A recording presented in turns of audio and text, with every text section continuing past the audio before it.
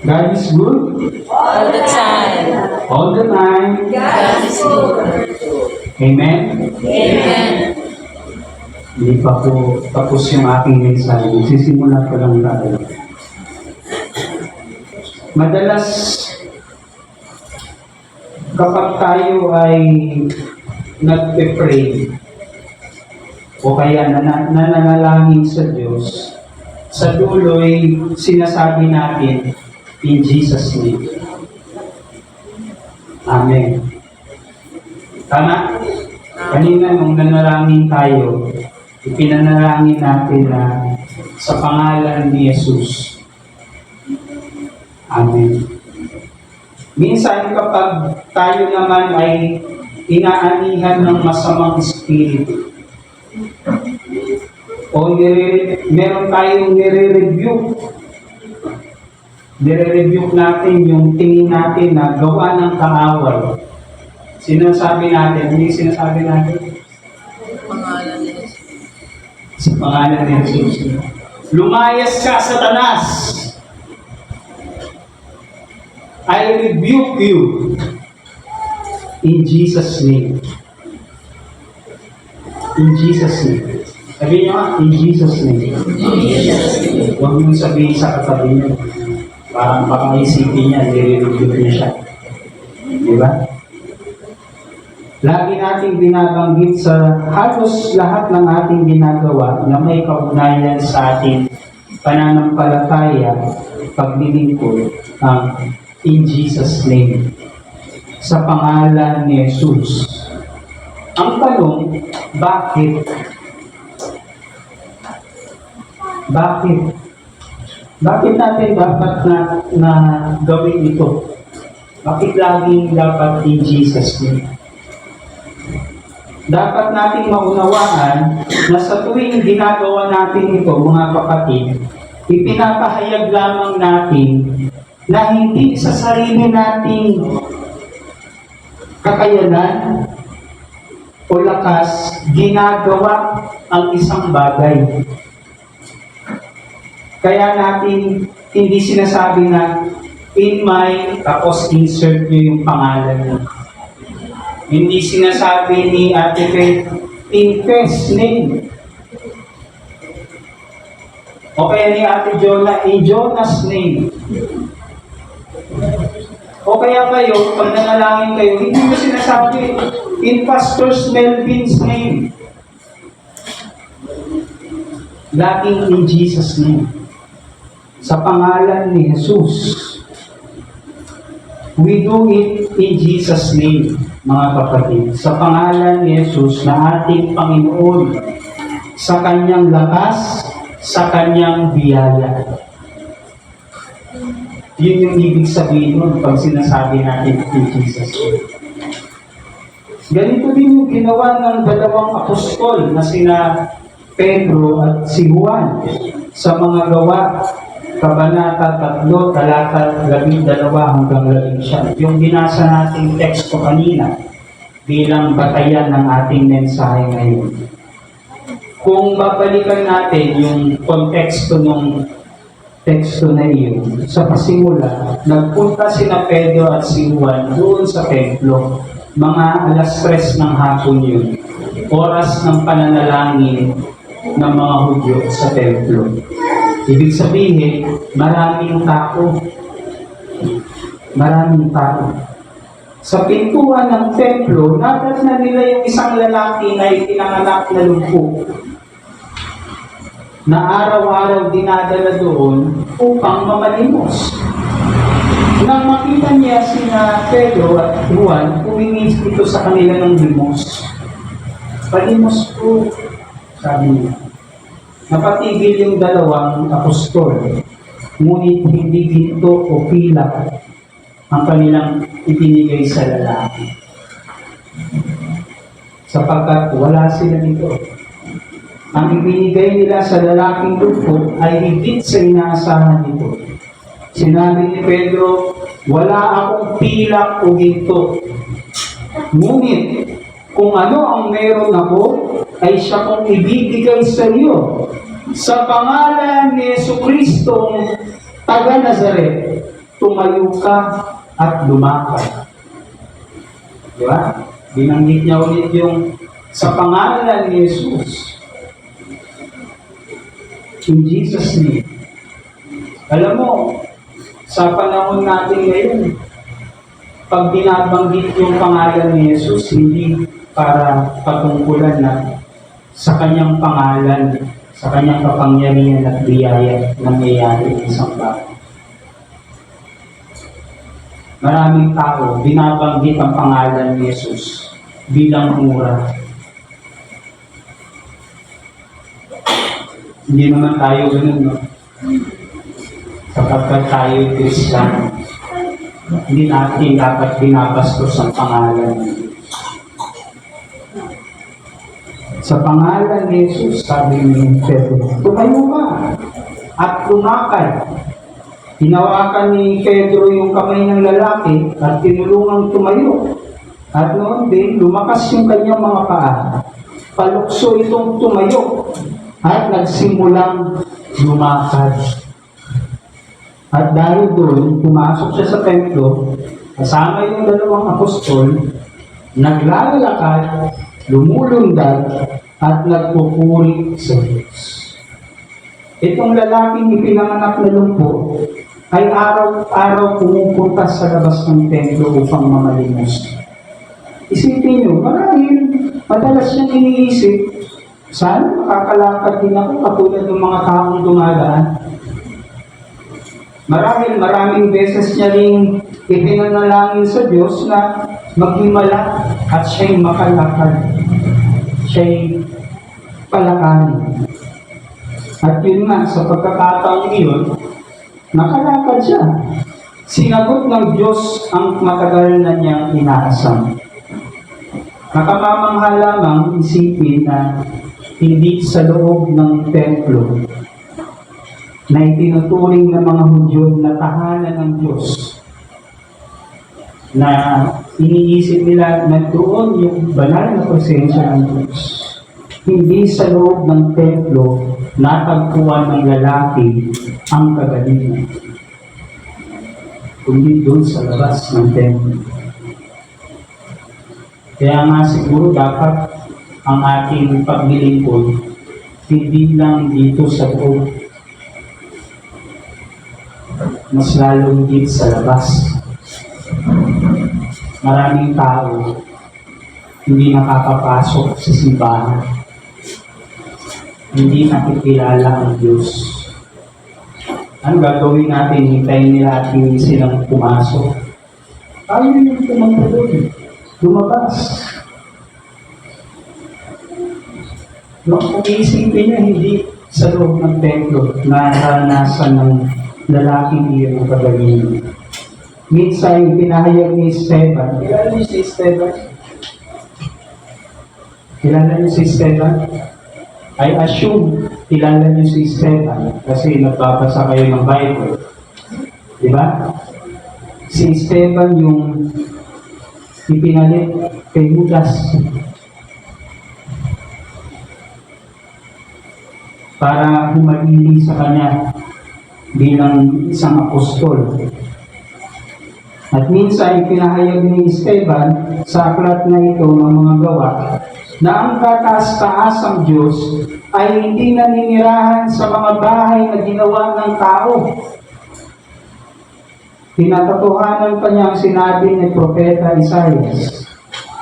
Sabi niya, ang langit ang aking trono, sabi ng Panginoon, at ang lupa ang aking tuntungan. Anong uri ng bahay ang itatayo niyo para sa akin? O anong lugar ang pagpapahingahan ko? Hindi ba't ako ang gumawa ng lahat ng ito? Kaya kung tatanungin niyo, nasaan ang tahanan ng Diyos? Ang buong daigdig ang tahanan ng Diyos. At kahit saan, maaari niyong maranasan ang pagpapala ng Diyos. Dahil sa mirakulong ginawa na ito ng mga apostol, marami ang namangha at nagtaka. Napataktutuloy sila. Natatakbo yung maraming tao doon kina Pedro at Juan. Na makita ni Pedro ang mga tao, sinabi niya, mga Israelita. May intention si Pedro, bakit niya sinabi mga Israelita? May matagal nang hindi tinatawag ng mga Israelita ang mga Hudyo. Pero sinabi niya mga Israelita para ipaalala sa mga taong ito na kayo'y bayan ng Diyos. Hindi kayo simpleng mga tao lamang. Kayo'y bayan ng Diyos. Hindi dapat kayo namumuhay ayon sa nais ng imperyo. Mamuhay kayo ayon sa nais ng Diyos. Yun yung ibig sabihin ni Pedro dun. Mga Israelita. Tinanong niya, bakit kayo nagtataka sa nangyayari ito? Bakit ninyo kami tinitignan? Akala ba ninyo kami ang nagpalakad sa Kanya? Akala ba ninyo napalakad namin siya dahil sa sarili naming kapangyarihan o kabanalan? Dito mo makikita yung attitude ni Pedro, mga kapatid na mapagpakundo ba? Hindi naghahangad ng spotlight. Ano yung spotlight? Lagi siya yung bibida-bida. Sa kanya yung attention ng lahat ng tao. At naghahangad lamang, hindi siya yung naghahangad lamang ng karangalan at katanyagan para sa kanyang sarili. Bagkus, itinuro niya ang mga tao sa mas nakatataas kaysa sa kanila na siyang dahilan ng himala na kanilang ginawa. Malayong-malayo ito sa Pedro na nakilala ni Jesus at nakita natin sa Ebanghelyo. Di ba? Naalala niyo si Pedro? Si Pedro yung dating mayabang, laging gustong makauna sa mga kasama niyang mga alagad. Mayabang, bibida-bida, laging nagnanais ng spotlight. At madalas na naghahangad ng atensyon, karangalan at katanyagan. Yun yung dating Pedro eh. Pero ngayon, nagbago na siya. Nagpatotoo si Pedro sa kanilang mga nasaksihan sa buhay, kamatayan at pagkabuhay muli ng ating Panginoong Hesus. Sinabi ni Pedro sa mga tao, siya yung taong ipinakwil ninyo at ipinagpalit kay Barabas na isang mamamatay tao. Siya yung hinatulan ninyong mamatay sa krus kahit wala naman siyang kasalanan. Ngunit siya ay binuhay muli ng Diyos at ito'y nasaksihan namin. Ang tapang na ni Pedro eh. Buong-buo na yung loob niya. Wala na yung dating Pedro na balot ng kaduwagan matapos na 3 ulit niyang itinanggi si Jesus. Pagkatapos ng pangatlong pagtatanggi niya, tumilaok ang manok. Kaya nga daw, pag nakita niyo daw si Pedro sa langit, laging may hawak na manok. Wala na si Pedro na gano'n. Iba na si Pedro. Ipinapakita lamang sa ating mga kapatid ng tekstong ito na hindi tumitingin ng Diyos sa ating nakaraan o kahit sa ating kahinaan. Hindi yun ang magiging basihan niya kung tayo ay pipiliin niya na maging lingkod o hindi.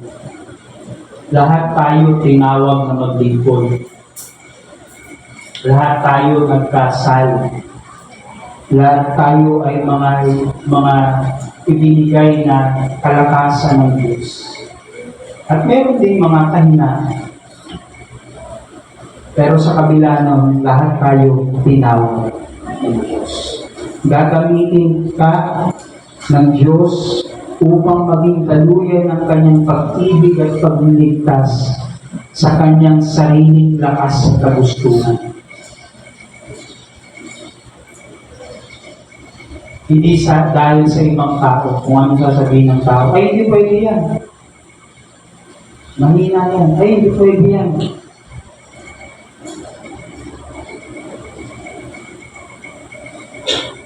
Pagkatapos sinabi ni Pedro, ang kapangyarihan ng pangalan ni Jesus ang nagpapagaling sa lalaking ito. Nangyari ito dahil sa pananalig sa kanyang pangalan. Ang pananalig kay Jesus ang lubusang nagpapagaling sa kanya. Nagpagaling sa kanya tulad ng inyong nakikita. Sa kaninong pangalan gumaling ang lalaking dugo? Kay Pedro ba? Kay Juan? Kay Jesus? Mga kapatid, in the power of Jesus' name, by His strength, by His grace, the man who once crippled was healed. In Jesus' name. Ginawa ni Pedro na pagalingin ang lalaking iyon, hindi sa kanyang sariling pangalan. Hindi niya sinabi, sa pangalan ko, bumalik ka. Sa pangalan ni Jesus na taga Nazaret, sabi niya. Hindi sa kanyang sariling lakas o kakayanan, kundi sa pamamagitan lamang ni Kristo Jesus. Mga kapatid, there is power in Jesus' name. Sabi niyo nga, there is power in Jesus' name. Sa huli, ginabay ni Pedro ang mga tao sa Diyos. Sabi niya, kaya nga magsisi kayo at magbalik loob na sa Diyos upang patawarin ang inyong mga kasalanan. Upang mabuksan yung inyong mga mata na mga bagay na ito ay gawa ng Diyos. Hindi gawa namin. Nagpapatotoo lamang kami. Yung ginagawa namin ay gawa ng Diyos. Kapag tayo ay gumagawa para sa pangalan ng Diyos, nagiging ganap tayong katawan ng Diyos. Kasi hindi natin ginagawa yung isang bagay para sa atin. Para sa Diyos. Para kay Jesus. Pero alam niyo, nakakalungkot. Maraming Kristiyano ang nahuhulog sa sariling karangalan at katanyagan.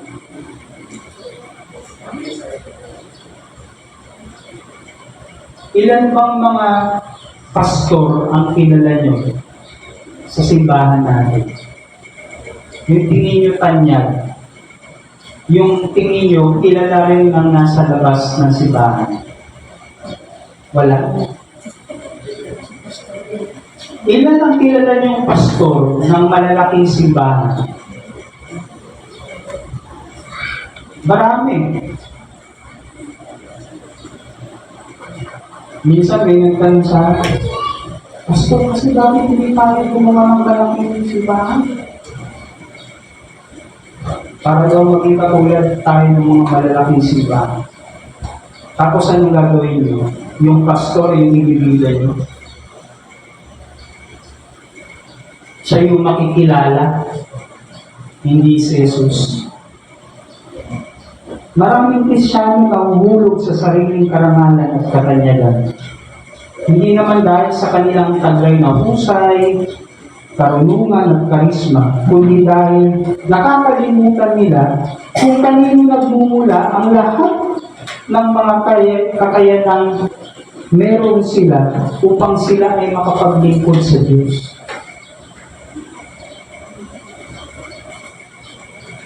Maraming mga simbahan, kapag yung isang mayamang membro nagpagawa ng ganito, nagpatayo ng ganyan, ilalagay sila, papaskin nila yung pangalan ng nagpatayo o nagpagawa. Mas malala, kapag yung ikaw na nagpagawa, ikaw pa yung may gustong idikit doon yung pangalan. Meron naman pag namatay na, sa kanila ipapangalan. Kawawa yung namatay, hindi man lang siya makareact. huwag mo ilagay dyan. Hindi naman dapat ako. Tingnan niyo nga kung may pangalan yung inukuha niya.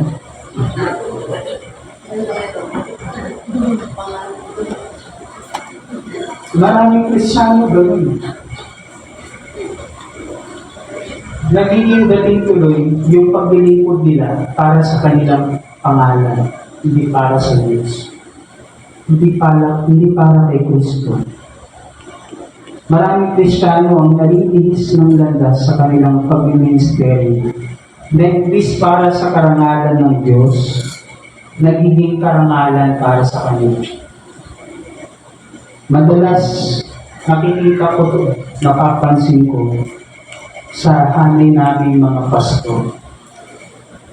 Kapag kami ay natapos sa isang destino at nilipat sa panibagong destino, ang mga miyembro hindi pa rin makaget over kay pastor. Sa dati nilang pastor, naalala ko nga yung isang destino ko dati. Alam niyo, laging inaalala pa rin nila yung naunang pastor doon. Nawala na, patay na. Si pastor, ganito. Madalas, hindi maiwasan, kinukumpara nila sa isa't isa. Ang turo po kasi ni pastor, ganito eh. Sino yung pastor yan?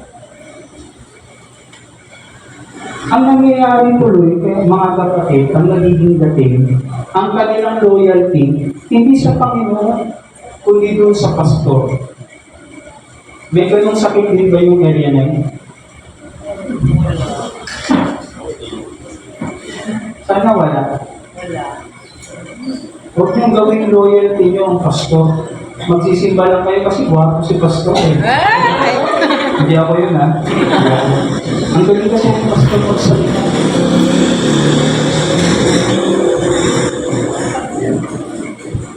Huwag dahil sa pastor, mga kapatid. Dapat dahil kay Kristo. Nakakalungkot eh. Kaya alam niyo, nung ordination ko, hindi ako nag-post ng kahit ano about ordination ko. Kasi ang nagiging sakit din ng mga pastor pag na-ordinahan, nagyayabang eh. Parang ginagawa nilang trophy.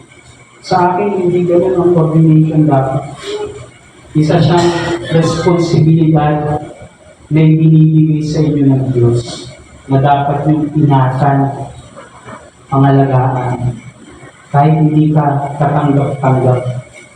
Gawin mo, ilalagay sa pangalan mo, Reverend. Alam niyo ibig sabihin ng Reverend? Maka-Diyos, banal. Di ko naman sigurado lagi na lahat ng ginagawa ko maka-Diyos at banal. Nagkakasala rin naman po ako. Pero dapat ingatan ko yun. At hindi dapat pinagyayabang. Hindi dapat ganun yung maging ugali ng maraming mga Kristiyano. Dapat lagi nating ipinapaalala sa ating mga sarili ng ating mga ginagawa. Lahat ng ating kakayanan na meron tayo ay mula sa Diyos.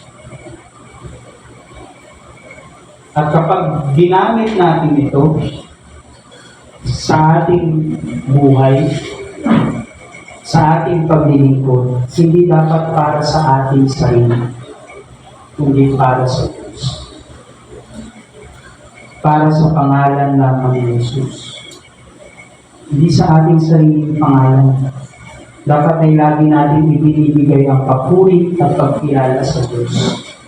Ganun din sa iglesia. Kapag nag-ministeryo tayo sa labas, huwag para sa pangalan ng iglesia. Dapat para sa pangalan ni Kristo.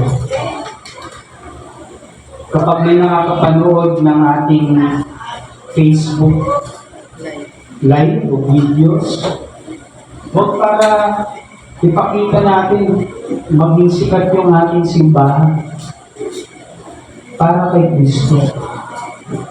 E bakit ba dapat ganon? Bakit laging dapat sa pangalan ni Jesus? Alam niyo mga kapatid, hindi naman kailangan ng Diyos yung ating mga papuri. Walang kailangan ng Diyos para sa atin. Kumpleto siya. Nagmumukhang narcissist kasi ang Diyos eh. Hindi naman narcissist ang Diyos. Pastor, yun pala eh, bakit kailangan sa pangalan ni Jesus? Bakit kailangan ang papuri para sa Kanya? Meron pa nga minsan sinasabi pag sa panalangin, ang lahat ng papuri ay aming ibinabalik sa iyo, dakilang Diyos. Bakit may kinuha ka bang papuri?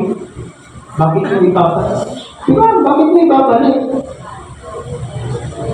Pero bakit natin ginagawa yung mga kapatid?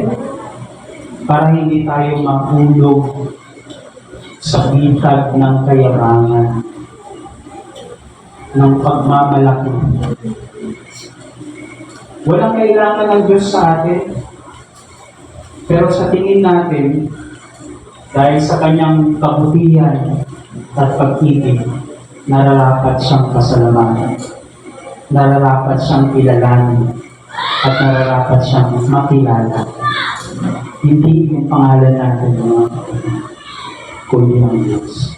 Sa pangalan ni Jesus. Amen.